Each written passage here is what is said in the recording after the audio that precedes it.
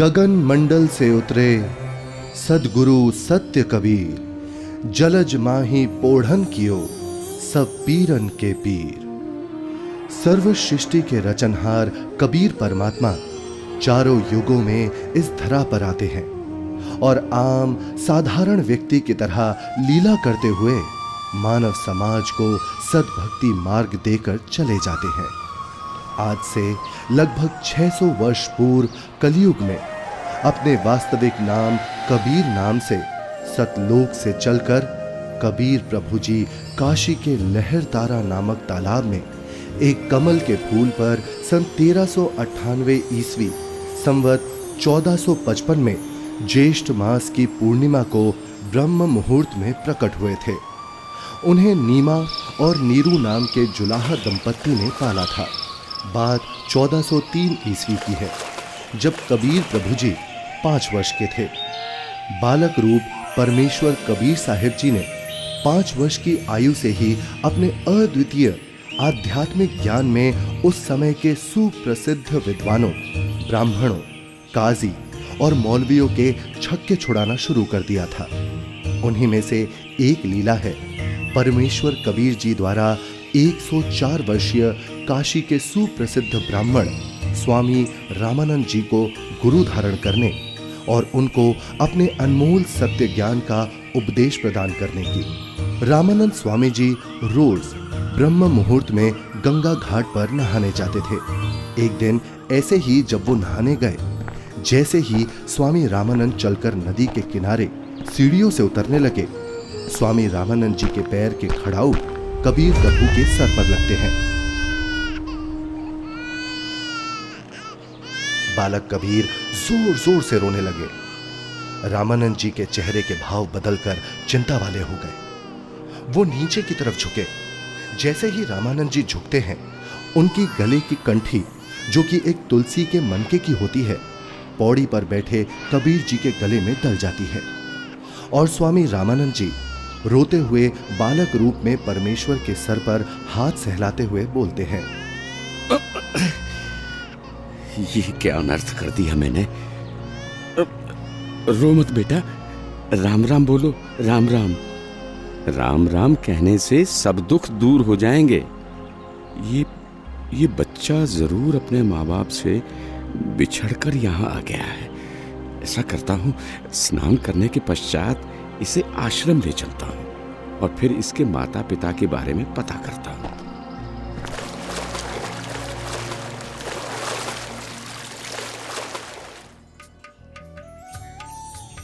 स्वामी रामानंद जी वैष्णव धर्म का प्रचार प्रसार भी खूब किया करते थे, जिसके लिए उन्होंने 1400 ऋषि शिष्य भी प्रचारक रूप में बना रखे थे। स्वामी जी के उन्हीं शिष्यों में से एक थे ऋषि विवेकानंद जी, जो कि बहुत ही अच्छे प्रवचनकर्ता रूप में प्रसिद्ध थे, जिनको स्वामी जी द्वारा काशी शहर के एक क्षेत्र का उपदेशक भी नियुक्त किया हुआ था। प्रतिदिन की तरह ही एक दिन जब ऋषि विवेकानंद जी शाम के समय विष्णु पुराण से कथा सुना रहे थे। श्री हरि विष्णु जी ही सभी के रक्षक व पूर्ण परमात्मा है। उन्होंने ही राम जी और कृष्ण जी के रूप में जन्म लिया है। वास्तव में भगवान विष्णु ही अजन्मे हैं, अविनाशी हैं। श्री हरि विष्णु भगवान की जय। श्री हरि विष्णु भगवान की जय। श्री हरि विष्णु भगवान की जय। वेद पढ़े पर भेद न जाने, बाँचे पुराण 18। पत्थर की पूजा करे, भूले सृजनहारा।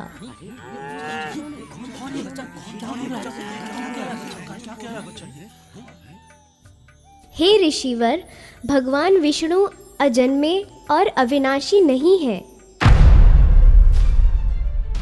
अब इसमें देखिएगा ब्रह्मा विष्णु महेश की क्या स्थिति है। श्रीमद् भगवत गीता, गीता प्रेस गोरखपुर से प्रकाशित है। संपादक हनुमान प्रसाद पोदार, चिमनलाल गोस्वामी। प्रकाशक एवं मुद्रक हैं गीता प्रेस गोरखपुर, गोविंद भवन कार्यालय कोलकाता का संस्थान। अध्याय 4 चल रहा है, 123 पृष्ठ पे। भगवान विष्णु अपनी माता दुर्गा की स्तुति कर रहे हैं, तुम शुद्ध स्वरूपा हो, ये सारा संसार तुम इसे उद्भासित हो रहा है। मैं ब्रह्मा और शंकर हम सभी तुम्हारी कृपा से विद्यमान हैं। हमारा आविर्भाव माने जन्म और तिरोभाव माने मृत्यु हुआ करता है। हमारा तो जन्म और मृत्यु होता है, केवल तुम ही नित्य हो, जगत जननी हो, प्रकृति और सनातनी देवी हो। अब इसका क्या अर्थ है? ब्रह्मा विष्णु महेश नाशवान है, इनकी जन्म मृत्यु होती है। हे ऋषिवर, भगवान विष्णु अजन्मे और अविनाशी नहीं है। शिव पुराण में लिखा है कि निराकार परमात्मा आकार में आया, वे सदा शिव काल रूपी ब्रह्म कहलाया। उसने अपने अंदर से एक स्त्री प्रकट की जो प्रकृति देवी, अष्टांगी, त्रिदेव जननी, शिवा आदि नामों से जानी जाती है। पवित्र शिव पुराण ये गीता प्रेस गोरखपुर से प्रकाशित है। सचित्र मोटा टाइप, केवल हिंदी। संपादक है हनुमान प्रसाद पोदार। और ये प्रकाशित कहाँ से है? प्रकाशक एवं मुद्रक हैं गीता प्रेस गोरखपुर, गोविंद भवन कार्यालय कोलकाता का संस्था। अब देखना ये रुद्र संहिता का, अब हम छठा अध्याय पढ़ रहे हैं 101 पृष्ठ पे। देवर से एक समय ब्रह्मा जी बता रहे अपने पुत्र नारद को, एक समय उस आनंद वन में रमण करते हुए शिवा और शिव के मन में ये इच्छा हुई, दुर्गा और काल के मन में, कि दूसरे पुरुष की सृष्टि करनी चाहिए, यानी कोई पुत्र उत्पन्न करना चाहिए, जिस पर सृष्टि संचालन का महान भार रखकर हम दोनों केवल काशी में रहकर इच्छा अनुसार वितरे और निर्वाण धारण करें। ऐसा निश्चय करके शक्ति सहित सर्वव्यापी परमेश्वर शिव ने, इस काल ने, अपने वाम भाग के 10वें अंग पर अमृत मल दिया। फिर तो वहाँ से एक पुरुष प्रकट हुआ, यानी इन्होंने पति पत्नी व्यवहार किया, काल और दुर्गा ने, और वहाँ से एक पुत्र की उत्पत्ति हुई। देखिएगा 102 पृष्ठ में, 102 पृष्ठ में शिव ने कहा, वो बालक उत्पन्न हुआ, उसके कहा कि वत्स, काल ने कहा बेटा, व्यापक होने के कारण तुम्हारा विष्णु नाम विख्यात हुआ। फिर काल रूपी ब्रह्म ने एक काशी नामक सुंदर स्थान बनाया। वहाँ दोनों शिव तथा शिवा अर्थात काल रूपी ब्रह्म तथा दुर्गा पति पत्नी रूप में निवास करने लगे। भगवान विष्णु इनकी ही संतान है।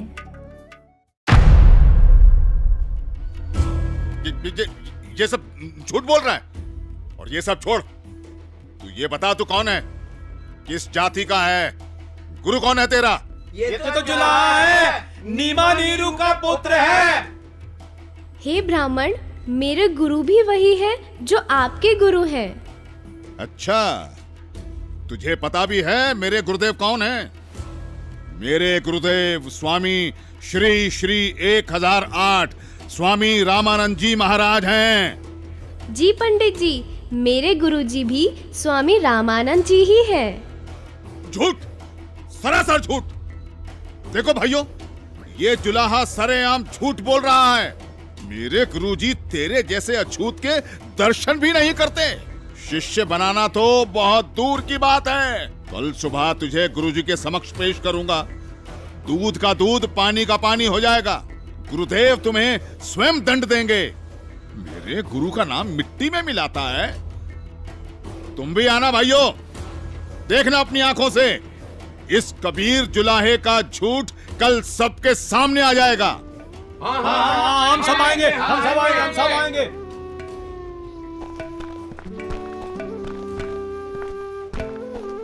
अरे पंडित जी, कम से कम मेरे सवाल का उत्तर तो देते जाइए। विवेकानंद सीधा रामानंद जी के पास पहुंचा और उन्हें सारी बात बताई।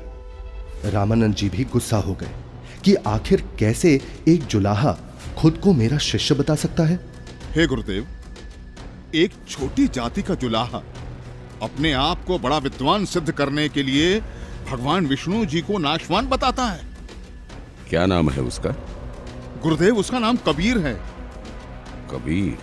हाँ गुरुदेव, कबीर। हे गुरुदेव, उसने तो हम ब्राह्मणों का घर से निकलना भी दूभर कर दिया है। हमें महाशर्मिंदा होना पड़ रहा है। आज उसने भरी सभा में कहा कि पंडित स्वामी रामानंद जी मेरे गुरुजी हैं, मैंने उनसे दीक्षा ले रखी है। झूठा है वो, सरासर कपटी है वो जुलाहा। वो कैसे मुझे अपना गुरु बताता है? उसको कल लेकर आओ मेरे सामने, और उन सभी को भी बुला लेना जिनके सामने उस तुच्छ जुलाहे ने तेरी बेइज्जती की है। कल सभी के समक्ष उसके झूठ का पर्दाफाश करूंगा।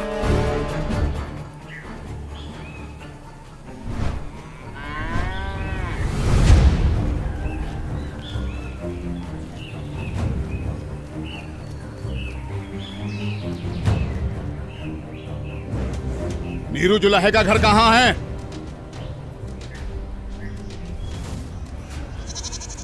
नीरू, नीरू सुनो, नीरू, नीरू। क्या हुआ भाई? बड़े परेशान दिख रहे हो। विवेकानंद अपने साथियों के साथ कबीर को पकड़ने आ रहा है। आपका घर पूछ रहा है। हाँ, लगता है कबीर ने इनको कुछ कहा है। उसे समझाओ, इनसे पंगा ना ले। क्या? कौन आ रहा है? हमें हमारे कबीर के लिए कौन आ रहा है? कौन पकड़ेगा? नीमा और नीरू डर जाते हैं और कबीर को झोपड़ी के पीछे ले जाकर कंबल से उड़ाकर छुपा देते हैं। तभी विवेकानंद वहां पहुंच जाता है। कहाँ है वो दंड वाला कबीर? कल उसने भरी सभा में मेरे गुरुदेव का अपमान किया है। आज सबके सामने गुरुजी उसकी पिटाई करेंगे। हे ब्राह्मण जी, क्या बात है? इतना क्रोधित मत होइए। हमारा कबीर किसी का अपमान कर ही नहीं सकता। न जाने क्यों आप हमारे कबीर के पीछे पड़े हैं। मेरा कबीर यहाँ नहीं है। अच्छा, अभी पता चल जाएगा। तोड़ डालो इसकी झोपड़ी को और ढूंढ कर निकालो उस अधर्मी कबीर को। रुक जाइए, हम हाथ जोड़ते हैं। हमारे कबीर में कुछ नहीं। घर में घुसकर विवेकानंद और उसके शिष्य तोड़ फोड़ करने लगते हैं तो कबीर प्रभु जी से नहीं रहा जाता। वो सामने आ जाते हैं। मत छोड़ो यहाँ, सब कुछ तोड़ फोड़ दो, सब कुछ। ये विवेकानंद ब्राह्मण, मैं यहाँ हूँ झोपड़ी के पीछे। झोपड़ी के पीछे पकड़ो उसे। पकड़ो। विवेकानंद उन्हें बंदी बना लेता है। फिर जब नीमा और नीरू कबीर प्रभु को बचाने की कोशिश करते हैं तो विवेकानंद उन्हें धक्का मारता है और हिंसा करते हुए कबीर प्रभु को रामानंद जी के पास ले जाता है। विवेकानंद और साथ आए शिष्य बालक को छुड़ाने के लिए बीच में आए नीरू और नीमा के ऊपर भी हाथ उठाते हैं।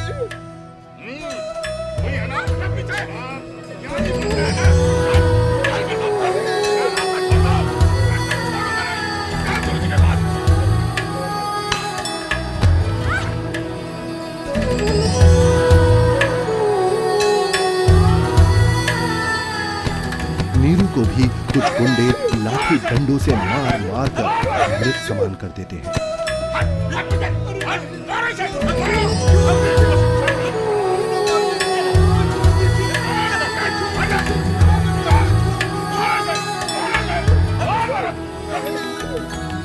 साच कहू जग मार ही, या झूठ कही ना जाई हो।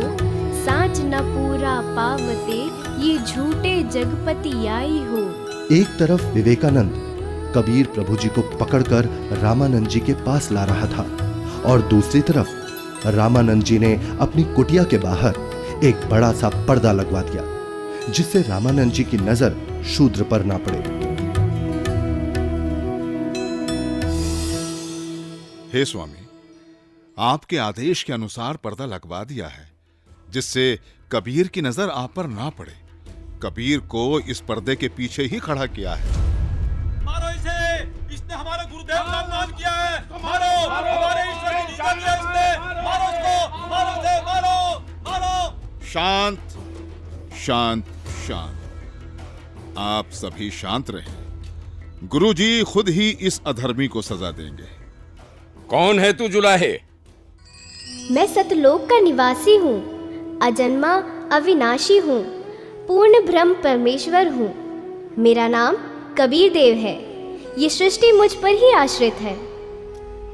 तू हाड़ मांस का बना मुसलमान के टुकड़ों पर पलने वाला नीच जुलाहा जाति का बालक है। तू खुद को परमात्मा कहता है। सत्य यही है कि मैं ही सर्वशक्तिमान परमेश्वर हूँ और आप ही मेरे गुरुजी हैं। आप मुझे अपशब्द कह रहे हैं तो भी मुझे आनंद आ रहा है गुरुदेव। तू ऐसे नहीं मानेगा ना जुलाहे। तू थोड़ी देर प्रतीक्षा कर, मैं पहले पूजा कर लेता हूँ, फिर तुझे देखूंगा।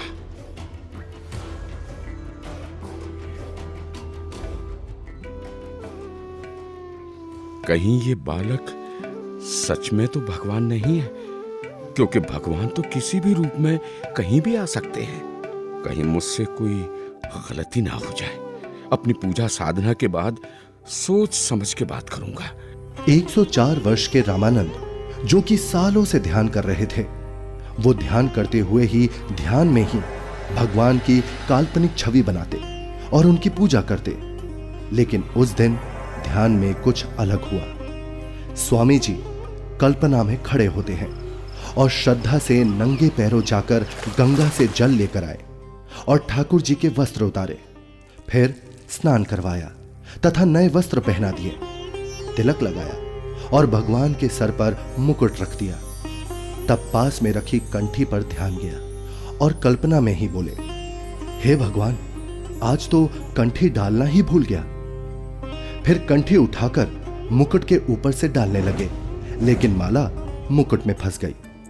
अब स्वामी जी चिंतित हो गए और कल्पना में ही सोच रहे हैं, हे भगवान, आज ये आपके दास के साथ क्या बनी? यदि कंठी नहीं डाली तो पूजा अधूरी रह जाएगी, और अब यदि मुकुट उतार दिया तो पूजा खंडित हो जाएगी। आज से पहले ऐसी गलती कभी नहीं बनी थी। हे प्रभु, आज क्या गलती बन गई मुझ पापी से? आज का तो मेरा सारा दिन ही व्यर्थ गया। जब स्वामी जी मन ही मन में व्याकुल हो रहे थे और अपने आप को कोस रहे थे, तब परमेश्वर कबीर साहिब जी पर्दे के पीछे से बोले, हे स्वामी जी, चिंता मत कीजिए, इस माला की गांठ खोल दीजिए और फिर ठाकुर जी के गले में डालकर इस माला को बांध दीजिए, फिर आपको मुकुट उतारना नहीं पड़ेगा। स्वामी रामानंद जी ने जब कबीर साहिब जी की पर्दे के पीछे से आवाज सुनी तो उन्हें एकदम झटका सा लगा। वो एकदम आंखें खोलकर चौंक जाते हैं और मन ही मन विचार करते हैं कि हे भगवान, ये क्या? यहाँ ना तो कोई मूर्ति है और ना कोई माला। मैं तो काल्पनिक पूजा कर रहा था और मेरे मन में चल रही इस काल्पनिक क्रिया को इस बालक ने कैसे जान लिया? ये कोई साधारण बालक नहीं हो सकता। मेरे इस भजन क्रिया को तो केवल भगवान ही जान सकता है। ये तो साक्षात भगवान है। आपने तो मेरे मन की बात बता दी। आप तो स्वयं भगवान आए हो। आप कोई साधारण बालक नहीं हो। हाँ, आप कोई साधारण बालक नहीं हो। फिर स्वामी जी को महसूस हुआ कि बालक कबीर के शरीर में कहीं हड्डियां तो महसूस हो ही नहीं रही। तभी वो बालक कबीर को सीने से हटाकर उनके हाथ पैर यानी शरीर को दबा दबा कर देखने लगे। हे भगवान, आपका शरीर तो बहुत कोमल है, जैसे रुई हो। आपके शरीर की तुलना में मेरा तो पत्थर जैसा शरीर है।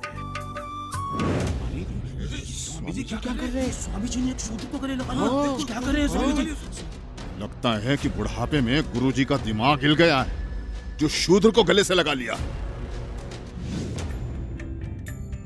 हे भगवान, अगर आपकी आज्ञा हो तो मेरी कुछ शंका है। कैसी शंका गुरुदेव? हे भगवान, एक बात समझ नहीं आई। आपने झूठ क्यों बोला? कैसा झूठ स्वामी जी?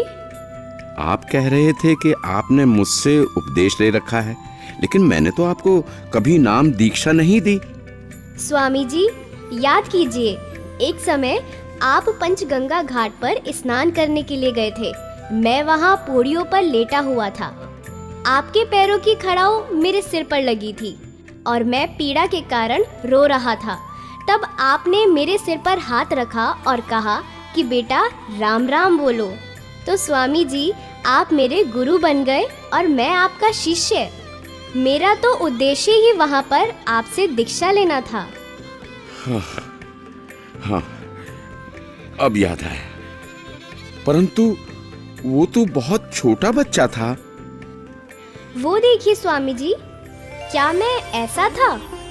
स्वामी जी ने जिधर बालक कबीर जी इशारा कर रहे थे, उधर 2.5 वर्ष के उसी बालक को चारपाई पर लेटा देख चौंक जाते हैं और बार बार कभी 5 वर्ष के रूप में खड़े परमात्मा को देखते हैं तो कभी 2.5 वर्ष वाले रूप को। फिर आंखें मल मल कर देखते हैं कि कहीं आंखें धोखा तो नहीं खा रही। इतने में 2.5 वर्ष वाला बालक चारपाई से हवा में उड़ा और 5 वर्षीय बालक के रूप में खड़े कबीर साहिब जी में समा गया और 5 वर्ष वाले बालक के रूप में कबीर साहिब जी वहीं खड़े हैं। मेरा संशय मिट गया। आप ही पूर्ण ब्रह्म हैं, हे परमेश्वर। आपको हम कैसे पहचानें? आप किस जाति में उत्पन्न तथा कैसी वेशभूषा में खड़े हैं? कैसे एक छोटे से बालक के रूप में धोती कुर्ता पहने जुलाहा जाति शूद्र वर्ण में उत्पन्न हुए हैं दाता? हे मालिक, हम तुच्छ बुद्धि जीव आपको कैसे पहचाने? अपने इस अनजान बालक की गलती क्षमा करना प्रभु। ऐसा मत कहिए स्वामी जी, आप मेरे गुरुदेव हैं और मैं आपका शिष्य। नहीं भगवान, मैंने आपको पहचान लिया है। भगवान, आपके बच्चे की कुछ और शंकाएं हैं जिनका निवारण चाहता हूँ, यदि आपकी आज्ञा हो तो। हाँ स्वामी जी, बोलो, आपकी क्या शंकाएं हैं? हे कबीर देव, मैं अपने शिष्यों को राम नाम जाप करने को नहीं देता।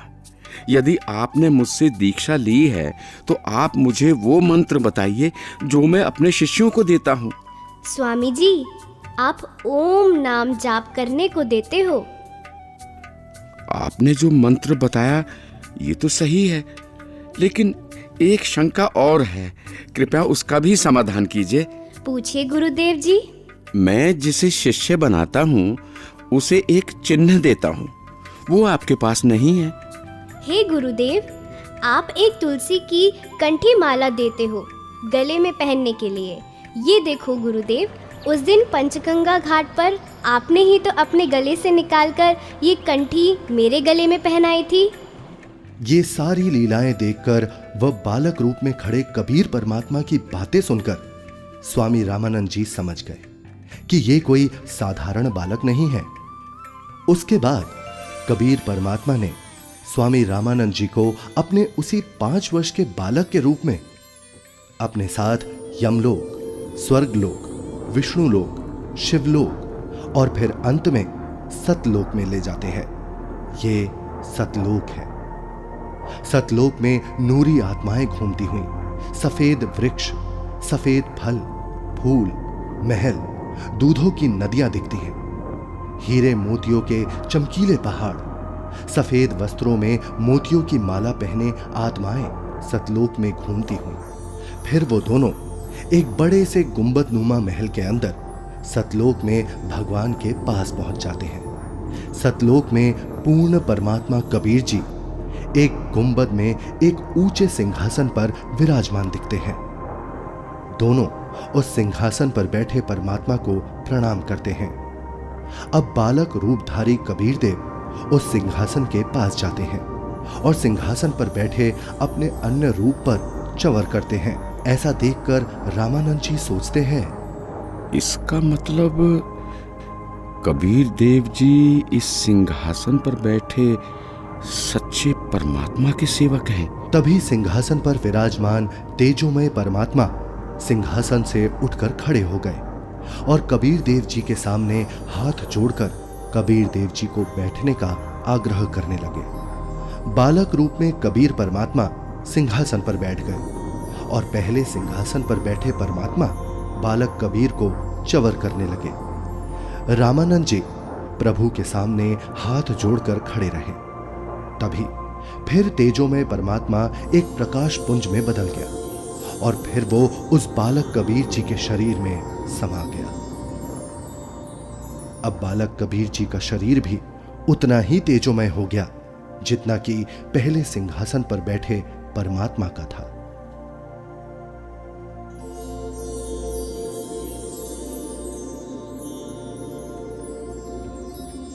बोलत रामानंद जी सुनो कबीर करतारे, गरीबदास सब रूप में तू ही बोलनहार। दोहू ठोर है एक तू बया एक से दो, गरीबदास हम कारणे तुम आए हो मगजो। तुम साहेब तुम संत हो और तुम सतगुरु तुम हंस, गरीबदास तुम रूप बिना और न दूजा अंश। हे परमात्मा, आप जी स्वयं ही दोनों स्थानों पर लीला कर रहे हो। आप ही निज ब्रह्म पूर्ण ब्रह्म हो। तीनों लोकों में प्रवेश करके सबका धारण पोषण करते हो। मैंने आपका वो सनातन परम धाम आंखों देख लिया है। आप ही परमेश्वर हो, आप ही सतगुरु तथा आप ही तत्वदर्शी संत हो, और आप ही हंस अर्थात अच्छे बुरे को भिन्न भिन्न करने वाले सच्चे भक्त भी हो। मैं आपका भक्त, आप मेरे गुरुजी। स्वामी जी, आप मेरे गुरुजी ही बने रहो। मैं आपका शिष्य हूँ। ये गुरु परंपरा बनाए रखने के लिए अति आवश्यक है, नहीं तो भविष्य में संत भक्त कहा करेंगे कि गुरु बनाने की कोई आवश्यकता नहीं है।